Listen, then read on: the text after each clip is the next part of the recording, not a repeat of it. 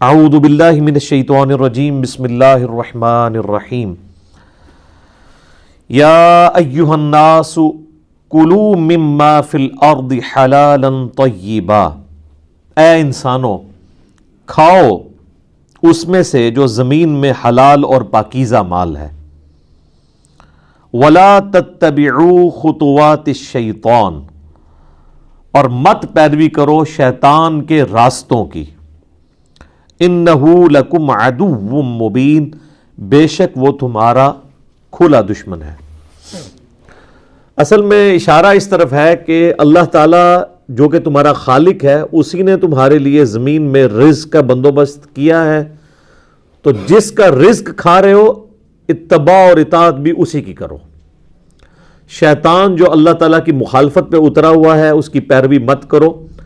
جب کھانا اس رب کا کھاتے ہو تو پھر پیروی بھی اسی رب کی ہونی چاہیے۔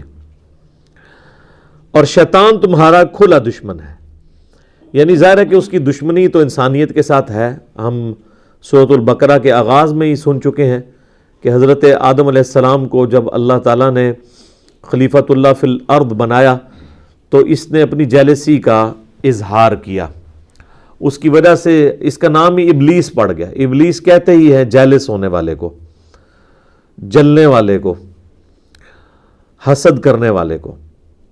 تو اللہ تعالیٰ فرما رہا ہے وہ تمہارا کھلا دشمن ہے۔ ویسے تو خیر وہ چھپا ہوا ہے، سامنے نظر نہیں آتا، لیکن اس کی دشمنی بڑی کھلی ہے۔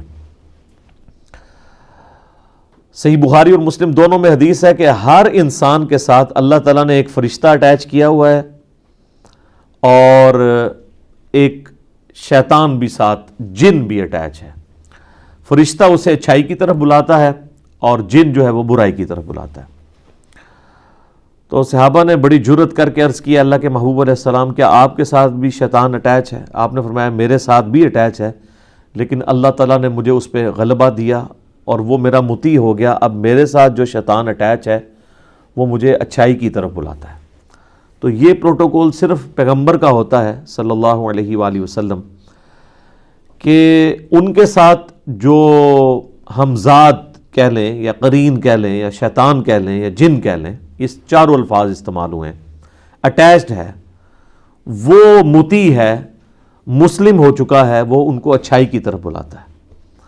آپ علیہ السلام کے بارے میں آپ کے سوا کسی کے لیے گارنٹی نہیں دی جا سکتی کہ اس کی رائے جو ہے وہ 100% محفوظ ہوگی۔ ما ضل صاحبکم وما غوا، نبی علیہ السلام کے بارے میں آیا کہ تمہارے نبی نہ کبھی بہکے ہیں نہ کبھی بے راہ چلے ہیں۔ اور آپ علیہ السلام کی یہ جو خوبی ہے وہ بعثت نبوی سے پہلے کی ہے۔ سورہ یونس کے اندر آیت نمبر 15 اور 16 میں اللہ تعالیٰ نے نبی علیہ السلام کی اعلان نبوت سے پہلے کی زندگی کو بھی دلیل بنایا ہے اس بات پر کہ آپ علیہ السلام اللہ کے پیغمبر ہیں، اور فرمایا گیا کہ اے نبی علیہ السلام ان سے فرماؤ میں اتنا عرصہ تم میں رہا ہوں، کیا تم نے مجھ سے پہلے کوئی ایسی بات سنی ہے؟ یعنی میرے کبھی قول و فعل میں تضاد دیکھا ہو، یعنی آج سے پہلے میں نے کبھی کہیں بچپن سے لے کے اپنے لڑک پن سے اب میچور عمر تک پہنچتے ہوئے کبھی اس خواہش کا اظہار کیا ہو کہ میرے اندر کوئی ایسی خواہش چھپی ہوئی ہے کہ میں لوگوں پر غلبہ چاہتا ہوں؟ سادہ سی زندگی گزر رہی تھی، سرداری بھی کوئی نہیں تھی مکے کی، اگرچہ آپ ایک مکے کے اعلیٰ خاندان سے تعلق رکھتے تھے، لیکن آپ علیہ السلام اس طریقے سے کوئی ڈومیننٹ پرسنالٹی نہیں تھے اس حوالے سے کہ آپ علیہ السلام کا کوئی وہاں پر ایگزیکٹو آرڈر چلتا ہو۔ رسپیکٹ ضرور تھی، صادق اور امین کہتے تھے، اور آپ علیہ السلام کا کریکٹر اللہ تعالیٰ نے منوایا ہے۔ اسی وجہ سے تو پھر بعد میں جب آپ نے اناؤنسمنٹ کی ہے جو صحیح بخاری میں آتی ہے کوہ صفا پہ چڑھ کے کہ اگر میں تم سے کہوں کہ اس پہاڑ کے پیچھے سے فوج آ رہی ہے تو تم بات مانو گے؟ تو انہوں نے کہا کہ ہم نے آپ کو کبھی جھوٹ بولتے ہوئے نہیں سنا، یقیناً ہم مانیں گے۔ تو آپ علیہ السلام نے فرمایا کہ پھر میں ہی تمہیں بتا رہا ہوں کہ تمہیں مر کے اپنے رب کے حضور پیش ہونا ہے۔ یعنی جس طرح اس کا ڈر ہے نا کہ کوئی فوج حملہ آور ہو جائے گی، تو سب سے بڑا جو ڈر ہے، جو لٹکتی ہوئی تلوار ہے، وہ تو موت اور آخرت میں اللہ کے حضور جواب دہی ہے۔ تو یہ بھی میں تمہیں بتا رہا ہوں۔ تو سارے کے سارا مجمع چھٹ گیا سوائے چند لوگوں کے، اور انہوں نے بھی کرٹسی میں بات سن لی۔ ماننے والے تو وہی 2-4 بندے ہی تھے۔ تو شیطان تمہارا کھلا دشمن ہے، اس کی دشمنی عیاں ہے۔ امام غزالی نے ایک بڑی پوائنٹ کی بات لکھی ہے کہ میں سعادت کے اندر منہاج العابدین میں بلکہ آلموسٹ ساری کتابوں میں وہ اس بات کو ہائی لائٹ کرتے ہیں کہ شیطان اللہ کا چھوڑا ہوا کتا ہے، اور یہ ایسا خطرناک کتا ہے کہ اس سے بچنے کے لیے اس کے مالک کی پناہ لی جائے تو بچت ہو سکتی ہے، ادروائز کوئی بڑے سے بڑا شخص بھی اس کے شر سے بچ نہیں سکتا۔ تو اس کتے کا مالک کون ہے؟ اللہ۔ اس لیے ہمیں یہ بات سکھائی گئی ہے اعوذ باللہ من الشیطان الرجیم۔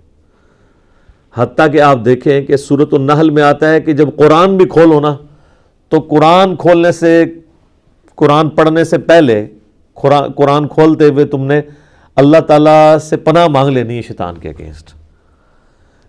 کتاب اللہ کی پڑھی جا رہی ہے اور پناہ اللہ سے شیطان کے اگینسٹ مانگی جا رہی ہے، یعنی قرآن پڑھنا بھی کسی شخص کے لیے گمراہی کا باعث ہو سکتا ہے اگر وہ صحیح نیت سے نہیں بیٹھا ہوا۔ اگر کوئی شخص اپنے آپ کو قرآن کے سامنے پیش کر دے گا کہ جو قرآن کہے گا میں نے وہی بات ماننی ہے، پھر تو ہدایت ملے گی۔ اور اگر کوئی شخص یہ زبردستی کرنے کی کوشش کرے گا کہ میرے جو پریویس عقائد اور نظریات جو میں آباء و اجداد سے لے کے چل رہا ہوں، قرآن کو توڑ موڑ کے اس میں فٹ کرنے کی کوشش کروں، اپنا نوالا قرآن کے منہ میں ڈالوں، تو سر پھر آپ قرآن کی تفسیریں بھی لکھ کے مر جائیں، آپ ایاک نعبد و ایاک نستعین کا مطلب ہی نہیں سمجھ پائیں گے، جو اکثریت کا حال ہے۔ اس لیے شیطان کے بارے میں ہمیشہ کانشیس رہنا چاہیے، اور اس کے لیے سب سے بہترین دعا جو بخاری مسلم میں تعلیم کی گئی ہے وہ ہے اعوذ باللہ من الشیطان الرجیم۔ ابو داؤد میں یہ بھی الفاظ ہیں سورۃ الفاتحہ سے پہلے نماز میں پڑھنے کے لیے، اعوذ باللہ السمیع العلیم من الشیطان الرجیم من ہمزہ ونفخہ ونفثہ، یعنی اس کی جتنی بھی چالیں ہیں، وہ جو پھونک مارتا ہے، وہ جو وسوسہ دلاتا ہے، ہر چیز کے اگینسٹ اللہ کی پناہ طلب کی جائے۔ اور یہ شیطان اتنا خطرناک ہے کہ سورۃ المومنون میں نبی علیہ السلام کو حکم ہوا ہے اے نبی آپ بھی اللہ سے پناہ مانگا کریں شیطان کے اگینسٹ۔ یہاں لوگ کہتے ہیں نہیں ہمارے بزرگ پہنچے ہوئے ہیں جناب، وہ تو جس کو چاہے قید کر سکتے ہیں۔ اللہ کے نبی علیہ السلام کو حکم ہے کہ اے نبی آپ بھی اللہ کے حضور پناہ مانگا کریں شیطان کے اگینسٹ، اور اس چیز کی بھی پناہ مانگیں کہ شیطان آپ کے قریب بھی آئے، صرف اس کے وسوسوں سے نہیں، آپ کا قرب بھی نہ وہ حاصل کر سکے۔ یہ اتنا کریٹیکل ایشو ہے۔ تو ایک تو یہ دعا ہوگی اعوذ باللہ من الشیطان الرجیم، ایک اور دعا ہے لا حول ولا قوت الا باللہ، یہ بھی بخاری مسلم دونوں میں ہے۔ صحابہ اکرام کہہ رہے ہیں ہم ایک سفر پہ روانہ تھے، یہ ہم نے بلو والے کارڈ کے اوپر یہ وظیفہ بھی ڈالا ہے، ان احادیث کے نمبر بھی بخاری مسلم کے حوالے سے لکھے ہوئے ہیں۔ تو ہم میں سے کوئی شخص اپنی سواری پہ سبحان اللہ بلند آواز سے کہہ رہا تھا، کوئی اللہ اکبر کہہ رہا تھا، کوئی لا الہ الا اللہ کہہ رہا تھا۔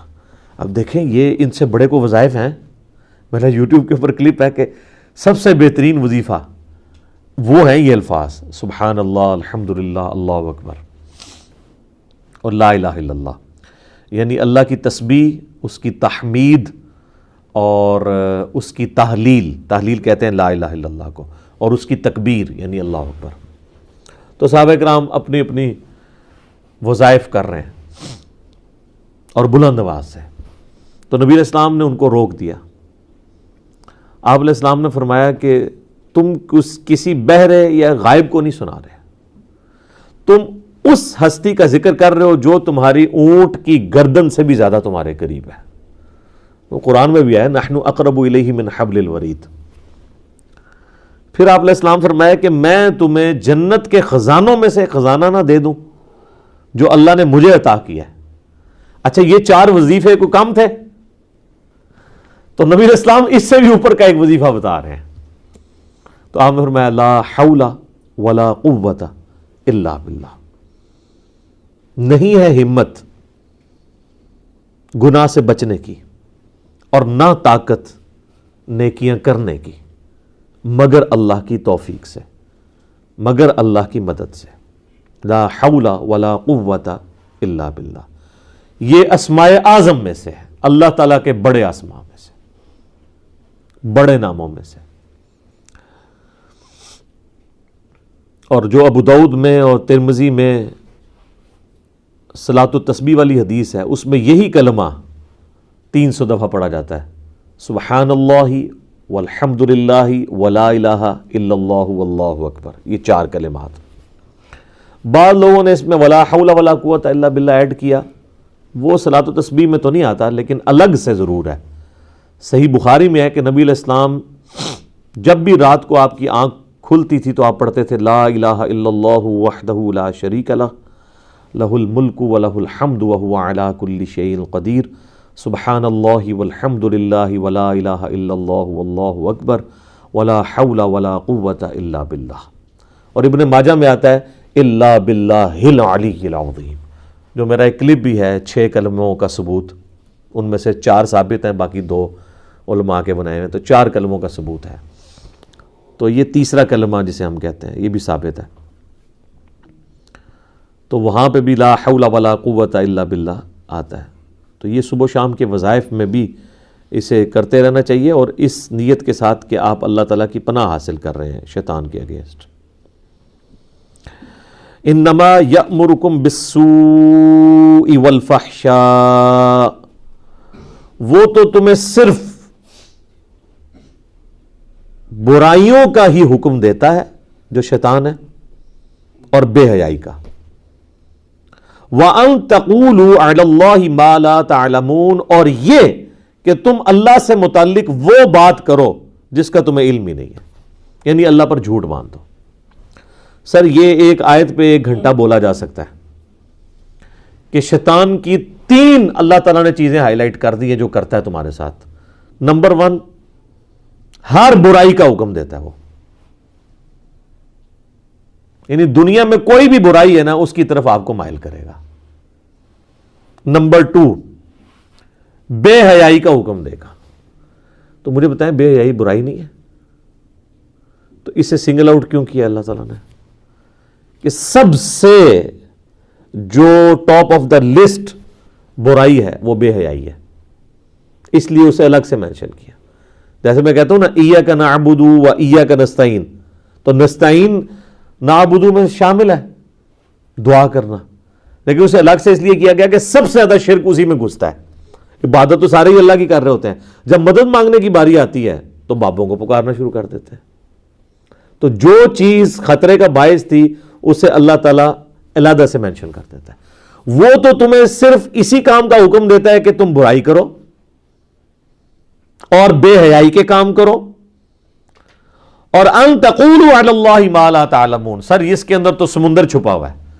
اللہ کے بارے میں ہر وہ بات کر دو جس کے بارے میں تمہیں علم نہیں ہے، بغیر علم کے اللہ پہ بہتان ڈال دو. تو اس وقت انسانیت کی اکثریت یہی کر رہی ہے، مسلمانوں کی اکثریت یہی کر رہی ہے. یہ اللہ پر بہتان ہی ہے نا، وہ ایک پھیرا ہی لگے گا جی انشاءاللہ جنت ہی پہنچ ہی جانا ہے.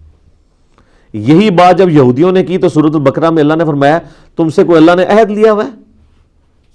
کس طرح تم اللہ کے بارے میں اتنا یہ دلیری کے ساتھ جملہ بول رہے ہو کہ اللہ تعالیٰ ہمیں صرف لوگوں کی آنکھوں میں دھول جھونکنے کے لیے ایک دوزخ کا پھیرا لگوائے گا پھر جنت میں لے ہی جائے گا. یہ اللہ کے اوپر بغیر علم کے بہتان باندھنا. اسی طریقے سے اللہ تعالیٰ نے جہاں کہیں کرسچینٹی کا یا یہودیوں کے فرسودہ عقائد کا ذکر کیا ہے وہاں پہ بھی یہی چیز ہائی لائٹ کی ہے کہ وَلَا تَقُولُوا عَلَى اللَّهِ إِلَّا الْحَقِّ، مت کہو اللہ کے بارے میں مگر وہی بات جو حق پر مبنی ہے. اور سٹارٹ اسی سے لیا، یا اہل الکتاب لا تغلوا فی دینکم. یہ سورہ نساء میں بھی ہے، سورۃ المائدہ میں بھی. اے اہل کتاب اپنے دین میں غلو نہیں کرنا. یعنی دین میں غلو کیا ہے کہ جو اللہ اور اس کے پیغمبر نے کوئی بات بتائی تھی اس میں یا ایڈیشن کر دینا یا اس میں سے کچھ نکال لینا، یہی غلو ہے نا. تو دین کے معاملے میں غلو نہیں کرنا. وَلَا تَقُولُوا عَلَى اللَّهِ إِلَّا الْحَقِّ، اور اللہ کے بارے میں کوئی بات نہیں بیان کرنی مگر وہی جو حق پر مبنی ہوگی. تو یہ اللہ کے بارے میں جو کچھ بھی کہا جا رہا ہے وہ اللہ جی بڑا غفور رحیم ہے جی، انہوں ساڑھو نمازہ نہیں چاہیے دیا، یہ لوگ کہتے ہیں نا، مسلمانوں کی اکثریت یہی کہتی ہے نا، کم از کم نماز نہ پڑھنے والے تو کہتے ہیں یہ. تو اکثریت میں تو وہی ہے نا. پڑھنے والوں میں بھی کئی کہہ رہے ہوتے ہیں, تو نہ پڑھنے والے تو آلموسٹ 100% یہ کہہ رہے ہوتے ہیں. تو جناب یہ جو اللہ کے اوپر جھوٹ یہ باندھ رہے ہیں کہ اللہ نو ساڑیاں نمازاں نہیں چاہیے تھیاں, تو اللہ کو کیا چاہیے آپ کا؟ آپ کے گناہ چاہیے اس کو.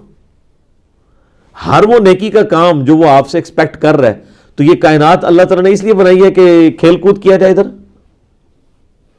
اس نے اس لیے بنائی ہے کہ سیریس کریشن ہے, اس کو رسپانس کیا جائے. ہاں اس کا جزوی پہلو درست ہے کہ اللہ کو ان نمازوں کا فائدہ نہیں ہے. فائدے کے اعتبار سے یہ بات صحیح ہے, فائدہ ہمیں ہے. لیکن جو لوگ کہہ رہے ہوتے ہیں وہ اس سینس میں نہیں کہہ رہے ہوتے. وہ یہ کہہ رہے ہوتا ہے کہ اللہ کے فرشتے تھوڑے نے عبادت کرنے والے, وہ ساڑھی نمازت ہی بیٹھا ہے. تو اس اعتبار سے اگر کوئی کہہ رہا ہے تو وہ تو ویسے ہی کفر ہے. اللہ تو پھر فرشتوں پہ بھی نہیں بیٹھا ہوا. اللہ کو تو پھر فرشتوں کی بھی نمازیں نہیں چاہیے. اگر یہی بات مان لی جائے تو اللہ کو اس کا مطلب فرشتوں کی نمازیں چاہیے, آپ کی نہیں چاہیے. تو یہ بات غلط ہے. فرشتے عبادت کریں یا ہم کریں یا جنات کریں, سب کے سب کا اپنا نفع ہے. اللہ کو کوئی فائدہ نہیں ہے اس کا. لیکن ہمیں تو چاہیے. اللہ کو اپنے بندوں سے نافرمانی تو نہیں چاہیے. اچھا, اس میں ایک بڑی زبردست آیت ہے. میں کہتا ہوں جب میں وہ آیت پڑھتا ہوں نا, ان کے پورے کے پوری جو ڈاکٹرین ہے نا وہ تباہ ہو جاتی ہے, پلس مسئلہ تقدیر بھی اس میں ریزالوڈ ہے. وہ ہے جناب سورہ الزمر کے سٹارٹ ہی میں وہ آیت آتی ہے. آیت نمبر ہے جناب 7. آپ کا جو بلو والا قرآن ہے نا جی, اس میں 460 پیج ہے. سورہ الزمر سورت نمبر 39 ہے اور اس کی آیت نمبر ہے 7. کیا بات ہے جی. میں کہتا ہوں جی قرآن جس طرح کھول کے اپنے نظریات بیان کرتا ہے نا, اس میں تو کسی ویلیو ایڈیشن کی ضرورت ہی نہیں ہے. ان تکفروا فإن اللہ غنی عنکم, اگر تم اللہ کا کفر کرو گے, اللہ کی نافرمانی کرو گے, اللہ کی ناشکری کرو گے, تو یاد رکھنا اللہ تعالیٰ اس چیز سے بے پرواہ ہے. اس کو کوئی فرق نہیں پڑنا. وہی بات جو میں کہہ رہا جزوی درست ہے کہ اگر کوئی نماز نہیں پڑھتا تو اللہ کو کیا فرق پڑتا ہے. لیکن اللہ نے اسے بیلنس کیا ہے کہ یہ نہ کوئی سمجھ لے کہ خیر ہے پھر پڑھنے کی بھی ضرورت کوئی نہیں. ساتھ ہی آیا وَلَا يَرْضَى لِعِبَادِهِ الْكُفْرِ, لیکن یہ یاد رکھنا وہ کبھی راضی نہیں اس بات پہ کہ کوئی اس کا نافرمان ہو جائے. کیسا بیلنس کیا ہے. ایک طرف یہ کہا مجھے کوئی پرواہ نہیں, دفع ہو جو مرضی کرو, اس سے کوئی یہ بھی رزلٹ نکال سکتا تو خیر ہے. لیکن اللہ نے کہا یہ دفع ہونے کا مطلب یہ نہیں ہے کہ جو مرضی کرو, میں راضی کوئی نہیں ہوں اس بندے سے جو یہ حرکت کرے گا, منڈ کے رکھاں گا انہوں پھر میں. وَإِن تَشْكُرُوا, اور اگر تم شکر گزاری کی روش اختیار کرو گے. شکر یہ ہے کہ ہر اپنے جسم کا عضو, اپنے جسم کی تمام انرجیز اس کے لیے وقف ہو جائیں, اس کے تابع فرمان ہو جائیں. یرضاہ لکم, تو وہ پھر تمہارے لیے یہ پسند کرتا ہے کہ تم اپنا آپ کھپا دو اس کے لیے. وَلَا تَزِرُ وَازِرَةٌ وِزْرَ أُخْرَى, اور یہ بھی یاد رکھنا کوئی جان قیامت والے دن دوسری جان کا بوجھ نہیں اٹھا سکتی. ہر بندے نے انڈیویجول اللہ کے حضور پیش ہو کے اپنے اعمال کا جواب دینا ہے. ثُمَّ إِلَىٰ رَبِّكُمْ مَرْجِعُكُمْ, اس کے بعد تمہیں اپنے رب کی طرف لوٹ کر جانا ہے. فَيُنَبِّئُكُمْ, پھر وہ تمہیں خبر دے دے گا. بِمَا كُنْتُمْ تَعْمَلُونَ, جو تم دنیا میں اعمال کیا کرتے تھے. إِنَّهُ عَلِيمٌ بِذَاتِ الصُّدُورِ, بے شک وہ تو سینوں کے چھپے ہوئے رازوں کو بھی جاننے والا ہے. یہ ہے جناب کتابوں کا خدا. مجھے اگلے دن ایک بھائی نے نا, ہمارے جو سوشل میڈیا کا ایک چینل چلاتے ہیں, مجھے کہتے ہیں علی بھائی وہ آپ نے مسلم شریف کا مقدمہ ریکارڈ کرایا تو اس میں آپ نے کچھ زیادہ دفعہ ہی بول دیا ہے کہ مرنے سے پہلے اے مسلمان کر لے اس پہ غور, کتابوں کا خدا اور ہے بابوں کا خدا اور. میں نے کہا کوئی نہیں, 8 یا 10 دفعہ بولا ہوگا تو تھوڑا ہے. میں نے کہا 31 دفعہ تو فبی آلاء ربکما تکذبان ایک صورت میں آیا ہے, 2-2.5 صفحوں کی. یہ تو 31 دفعہ کم از کم بولنا چاہیے 1 گھنٹے کے لیکچر کے اندر. تو اللہ تعالیٰ تو ایک دفعہ بھی کہہ لے کافی ہے. اس نے 31 دفعہ آپ کے دماغ میں ٹھوک کے یہ بات ڈالی ہے کہ اے جنوں انس کے گروہ, تم میری کس کس نعمت سے, میری کس کس قدرت کی نشانی سے روگردانی کر سکتے ہو. تو سر مجھے بھی کم از کم ایک لیکچر میں 31 دفعہ یہ ریپیٹ کرنا چاہیے. کیا کہ مرنے سے پہلے اے مسلمان کر لے اس پہ غور، کتابوں کا خدا اور ہے، بابوں کا خدا اور۔ اچھا، یہ آیات کی فارم میں بھی چیزیں قرآن میں موجود ہیں، یہ والا شعر، لیکن قرآن کی آپ جو بھی آیت پڑھیں گے نا، اس کے اینڈ پہ جیسے وہ دائرہ ڈالا ہوتا ہے نا، تو ہر قرآن کی آیت کا اگر مورل لیسن نکلتا ہے تو یہی نکلتا ہے، یار یہ قرآن کیا کہہ رہا ہے۔ یہی ہوتا ہے نا جو بندہ پہلی دفعہ قرآن پڑھتا ہے کہتے ہیں یار یہ تو کچھ اور ہی ہے۔ تو یہ جو لوگوں کی حیرانگی ہے اس کو ہم نے ایک شعر کی فارم میں عرض کر دیا ہے کہ کتابوں کا خدا اور ہے، بابوں کا خدا اور۔ یہ کتابوں کے خدا کا تعارف ہے۔ وَإِذَا قِيلَ لَهُمُ اتَّبِعُوا مَا أَنزَلَ اللَّهُ، اور جب ان سے کہا جاتا ہے کہ پیروی کرو اس کی جو نازل کیا ہے اللہ نے، تو اللہ نے کیا نازل کیا ہے؟ کوئی بابا نازل کر دیا کیا؟ قرآن۔ تو وہی بات آ گئی کہ کتابوں کی پیروی کرنی ہے۔ اچھا، رہا نبی علیہ السلام کا سٹیٹس، تو نبی علیہ السلام ہمارے معلم ہیں، وہ اللہ کے ریپریزنٹیٹو ہیں، وہ بابا نہیں ہیں۔ بابا وہ ہوتا ہے جسے بت بنایا جائے اور اس کی اللہ نے سند نہ نازل کی ہو، جو قرآن میں جگہ جگہ ہے نا کہ چند نام ہے جو تم نے دے لیے، اللہ نے کوئی سند نہیں نازل کی ان کی۔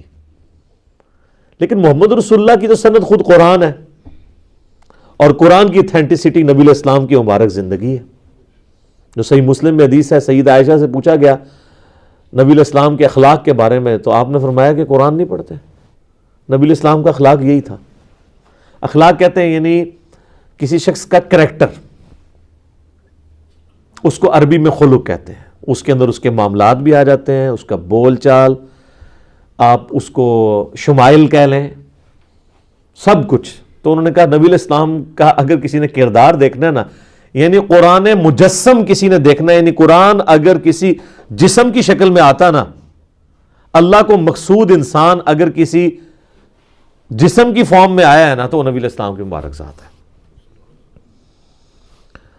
تو جب انہیں کہا جاتا ہے کہ پیروی کرو اس کی جو اللہ نے نازل کیا آسمان سے، قالوا بل نتبع ما الفینا علیہ آبانا، وہ کہتے ہیں نہیں جی ہم پیروی تو کریں گے صرف اپنے بابوں کی، جس پہ ہم نے اپنے بابوں کو پایا ہے، اپنے آباء و اجداد کو پایا ہے۔ یا تو آباء و اجداد خود بابے ہوں گے، یا ہمارے آباء و اجداد کسی بابے کی پیروی کر رہے ہوں گے نا۔ آبا باپ کے لفظ استعمال ہوتا ہے نا، فور فادرز، تو فور فادرز یا خود بابے ہوں گے یا وہ خود کسی بابے کی پیروی کر رہے ہوں گے۔ تو سر یہ دیکھ لیں، یہ اسی آیت کا ہی ترجمہ ہے کہ اللہ کہہ رہا ہے کہ کتابوں کے خدا کو فالو کرنا ہے، بابوں کے خدا کو نہیں۔ اچھا، مشرکین عرب جو ہیں کیا خدا کو نہیں مانتے تھے؟ قرآن میں درجنوں جگہ آیا یہ کہ وہ اللہ کو مانتے تھے۔ تو پھر جب وہ کہہ رہے ہیں کہ ہم تو اس کی پیروی کریں گے جس پہ آباء و اجداد کو پایا، تو اللہ تعالیٰ کہتا ہے ٹھیک ہے بھی، تیرا خدا بھی وہی ہے، ان کا خدا بھی وہی ہے، اس نبی کا بھی خدا وہی ہے، اور تمہارے آباء و اجداد کا بھی خدا وہی ہے۔ تو اللہ تو فرق کر رہا ہے دونوں میں۔ تو سر یہی تو ہم بھی آپ کو کہہ رہے ہیں کہ مرنے سے پہلے مسلمان کر لے اس پہ غور، کتابوں کا خدا اور ہے، بابوں کا خدا اور۔ اللہ تو اس کو ماننے کے لیے تیار ہی نہیں ہے۔ اب اللہ تعالیٰ اس پہ جو ورڈکٹ دے رہے ہیں نا وہ سنیں۔ اولو کان آباؤہم لا یعقلون شیئا ولا یہتدون، اگرچہ ان کے بابے اور آباء و اجداد کسی چیز کا علم نہ رکھتے ہو، رتی برابر ان میں عقل نہ ہو، اور نہ ان میں کوئی ہدایت والا مادہ موجود ہو، نہ وہ ہدایت پر ہو، تب بھی تم اپنے بابوں کے پیچھے چلو گے۔ اچھا، یہ بابوں کے فضائل بیان ہو رہے ہیں۔ پہلی چیز کہ عقل ہی کوئی نہیں، عقل نہ دی شے ہی کوئی نہیں، لا یعقلون شیئا، عقل نہ دی شے ہی کوئی نہیں۔ بالکل صحیح ترجمہ ہے نا، یہ عربی میں اردو میں شیئی وہ لفظ وہی استعمال ہوتا ہے نا، یہ جو ہم شے لفظ استعمال کرتے ہیں پنجابی میں یا اردو کے اندر، اور عقل کا بھی لفظ ہے لا یعقلون شیئا، عقل نہ دی کوئی شے نہیں، ولا یہتدون، اور نہ کوئی ہدایت ہے۔ مجھے بتائیں اس آیت کو ترجمہ کرنے کے لیے کو آپ کو عربی آنا ضروری ہے؟ کتنے سادے سے الفاظ ہیں۔ اللہ ہمارا اگر تمہارے آباء و اجداد کو رتی برابر عقل بھی نہیں ہے، ہدایت پہ بھی نہیں ہے پھر بھی ان کے پیچھے چلنا ہے. تو یہیں پہ جب لوگ دعوت حق سے اٹیچ ہوتے ہیں تو لوگوں کو کہہ رہے ہوتے ہیں یار وہ تیرا ابا تے اتھے ہاتھ بندہ سی تنوں کیا ہو گیا, وہ تیرے ابا جی تے اتھے عرس تے ہر سال جاندے سن, تو کہنا جناب دربار ہی غلط نے. تو ان کو پھر آپ یہی آیت سنا دیا کریں سورۃ البقرہ کی آیت نمبر 170. آپ یہ کہہ دیا کریں آگے سے اولو کان آباؤنا, اس کو ہے ہم کے سیگے میں بھی کر سکتے ہیں, اولو کان آباؤنا لا یعقلون شیئا ولا یہتدون, کیا اگر میرے آباء و اجداد کوئی رتی برابر نہ ان کو عقل تھی تو نہ ان کو ہدایت تھی تب بھی. اچھا اس سے یہ بات پتہ چلی کہ بزرگ اگر اللہ کی ہدایت کی پیروی نہیں کر رہے, اللہ کی نازل کردہ کتابوں کی پیروی نہیں کر رہے, تو ان کی گستاخی کرنا کس کی سنت ہے؟ اللہ کی. تو سب اللہ کی سنت پہ بھی عمل کیا کریں, نبی علیہ السلام کی سنت پہ عمل کرتے ہیں. ہم تو دیکھیں دونوں سنتوں پہ عمل کرتے ہیں. یہ کہتے ہیں نا وہ ہمارے ہر ٹائم بابیاں نو پڑھتا رہتا ہے, بھائی جی یہ سنت اللہ ہے, اس سنت پہ عمل کرنا ہے. آپ دیکھ لیں سٹارٹ کس سے ہوا تھا. اللہ تعالیٰ فرما رہا ہے کہ شیطان تمہیں حکم دے گا کہ تم اللہ کے بارے میں ہر وہ عقیدہ منسوب کر دو بغیر علم کے. یہاں سے بات سٹارٹ ہوئی تھی نا. تو اللہ کے بارے میں ان لوگوں نے جو کچھ آپ کو بتایا بغیر علم کے. اب میرا ایک معصومانہ سوال ہے کہ بخاری مسلم دونوں میں حدیث ہے, مسلم کی پہلی حدیث یہی ہے کہ مولا علی علیہ السلام کہتے ہیں کہ نبی صلی اللہ علیہ وآلہ وسلم نے فرمایا جس شخص نے میری طرف جھوٹ منسوب کیا وہ اپنا مقام دوزخ میں دیکھ لے. اچھا اگر کوئی رسول اللہ کے اوپر جھوٹ باندھے وہ تو ہے دوزخی, اور جو اللہ کے اوپر جھوٹ باندھے وہ جنتی ہے, مجذوب ہے, کلندر ہے, پہنچیا ہے کتنے. آپ دیکھیں رسول اللہ پر جھوٹ باندھنا دوزخ میں جانا ہے, اللہ پہ جھوٹ باندھنا اس سے بڑا جرم ہے. یہ آج تک کسی نے نہیں آپ کو بتایا کہ جب لوگ اللہ کے بارے میں باتیں کر رہے ہوتے ہیں انہیں جی بس میرا دل اللہ نے مضبوط میرا دل کہندا ہے, اے دلیل ہوندی جی میرا دل کہندا ہے. وہ بھائی جی ہندوؤں کا بھی دل ہی کہندا ہے, ٹھیک ہے جی, عیسائیوں کا بھی دل کہتا ہے, اور پھر وہ کہتے ہیں جی وہ فیت ہے, جی فیت کو ٹیسٹ نہیں کرنا چاہیے. فیت کو علم پہ تو ٹیسٹ کرنا ہے نا آپ نے, کہ آپ نے 3 خداؤں کا ہی عقیدہ رکھنا ہے. لاجیکل بات تو ہونی چاہیے نا. تو آندہ سے یہ بات بھی راگ بھی لاپیں کہ رسول اللہ پر جھوٹ باندھنے والا دوزخی ہے اور اللہ پر جھوٹ باندھنے والا اس سے بڑا دوزخی ہے. تو اب ذرا جو تم بتاؤ اللہ کے بارے میں جو کچھ کہہ رہے ہو, اللہ کے دین کے بارے میں, اللہ کے تعارف کے بارے میں, یار جب بھی کوئی شخص دین کے بارے میں بولے گا تو اس کی سند تو آسمان سے نازل ہونی چاہیے نا, کیونکہ دین تو آسمانی ہے. تو اب جب کبھی کوئی شخص دین پہ کلام کرے تو اسے یہ بتا دیجئے گا کہ رسول اللہ پر جھوٹ باندھنے والا دوزخی ہے بخاری مسلم کے تحت, اور اللہ پر جھوٹ باندھنے والا سورۃ البقرہ کی آیت نمبر 168 169 170 ان تینوں کا سیدھا سادہ رزلٹ یہ ہے کہ اللہ پہ جھوٹ باندھنے والا بھی سیدھا دوزخی ہے. تو اب ہاں بات کرو دین کے اوپر. تو اگر اس میں تھوڑا سا بھی خوف خدا ہوا نا ادھر ہی رک جائے گا, کیونکہ ساری کہانیاں ہی چل رہی ہیں. وہ کہے گا یار میں پھر اڑ کہندے نے پتہ نہیں منو پتہ تے نہیں ہے, بس میں سنیا میں پڑھیا کدھرے نہیں ہے, تو بولنا کیوں پیا میں جے تو سنے ہی ہے خالی. اچھا سنی بھی وہ بات یاد ہے جو اپنے مطلب کی ہے. ہاں جو لوگ چیخ چیخ کے ساڑھے کلپ شیئر کرا رہے ہیں اور دماغ چوں نکلتے ہوئے بھی نہیں ہو وہ نہیں سنے انہوں نے لگتے. تو جو کہانیاں نے نا وہ کہتے ہیں جی وہ ایک دفعہ کا ذکر ہے. ایک اسلامی بھائی کا بیان ہے, ہمارے جاننے والے بزرگوں نے بتایا ہے, اے ہوندی جی سنت ہوتی. اور جو کہتا ہے جی جناب سورۃ البقرہ لکھیا جے, اے بخاری لکھیا جے, اے مسلم لکھیا جے, وہ کہتے ہیں وہ سن کے بھی انہوں نے نا اس کان سے سن کے ادھر سے ہی باہر نکال دیا ہوتا ہے, ادھر سے بھی نہیں نکالتے کہ دماغ ہی سے نہ بہ جائے. وَمَثَلُ الَّذِينَ كَفَرُوا كَمَثَلِ الَّذِي يَنْقِعُ بِمَا لَا يَسْمَعُ, اور مثال ان کی جنہوں نے کفر اختیار کیا ایسی ہے جیسے کوئی چلا رہا ہو ایسے جانوروں کے پیچھے. إِلَّا دُعَاءً وَنِدَاءً, جو سوائے خالی پکار اور آواز کے کچھ نہ ہو. یعنی اللہ تعالیٰ فرما رہا ہے جیسے کہ کوئی انسان جانوروں کو پکارے، ایک تو ہے نا جانوروں کو اس آواز سے پکارنا کہ ان کو سمجھ آ جائے، جیسے پالتو جانور ہے، لیکن اگر آپ جانوروں سے گفتگو کرنا شروع کرتے ہیں اور چیخ چیخ کے کہیں کہ جی کسی بیل کو یا گائے کو کہیں ادھر آ یا ادھر آؤ، اور اللہ تعالیٰ ہمارے وہ چیختے رہے، یہ جو سچویشن ہوتی ہے نا اس شخص کی، تو اس کو لوگ کیا کہیں گے؟ پاگل۔ تو اللہ تعالیٰ ہمارا ہے کہ جو لوگ اللہ کی وحی جو آسمان سے نازل ہوئی ہے نا اس کی پیروی نہیں کر رہے نا، وہ اسی کے مانند ہے۔ اور اللہ معافی دے، آپ کے ممبروں پہ جو چیخ کے تقریریں کر رہے ہیں بالکل اسی طریقے سے ہی کر رہے ہیں۔ کس طرح چیختے ہیں؟ یعنی وہ اپنی بات میں زور دینے کے لیے قرآن حدیث کا حوالہ نہیں دیتے ہیں، اتنی اونچی آواز نکالتے ہیں وہ، یا کوئی شعر پڑھتے ہیں ایسا گنگنا کے، وہ کہتے ہیں جی پھر آنکھوں میں آنسو آ جاتے ہیں، تو وہ پھر اس لیے آ رہے ہوتے ہیں۔ تو اللہ تعالیٰ ہمارے ان کے بس چیخنے کے سوا نہیں ہے۔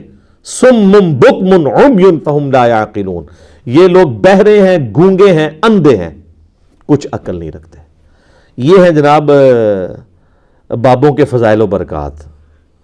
اور وہ ہمیں کہتے ہیں جناب اب انجینئر محمد علی مرزا کو کیا پتا کہ بابا کیا ہوتا ہے۔ یہ جناب آپ دیکھ لیں، یہ ہے کتابوں کا جہاں اور وہ ہے بابوں کا جہاں۔ ٹھیک ہے جی۔